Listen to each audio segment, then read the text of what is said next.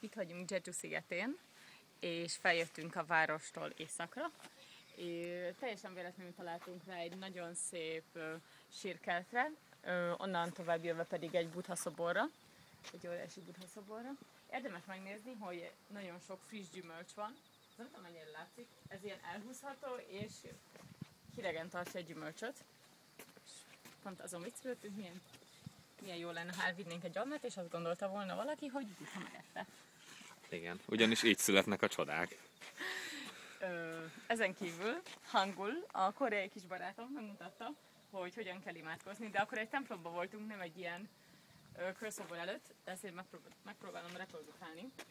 Tehát cipő nélkül kéne, mert elvileg cipőbe se lehet menni a szentélybe, és abban sem vagyunk biztosak, hogy egyáltalán ide fel lehet jönni.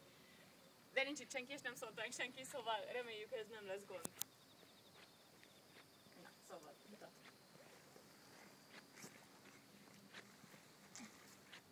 Hol vagy? Látod? Meg kell fordítani a tenyeret, és vissza, és utána szép lassan felállni,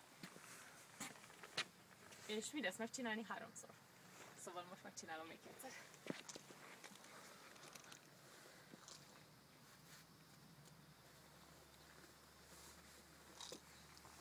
Valószínű ehhez szöveg is társul, csak azt nem mondtál.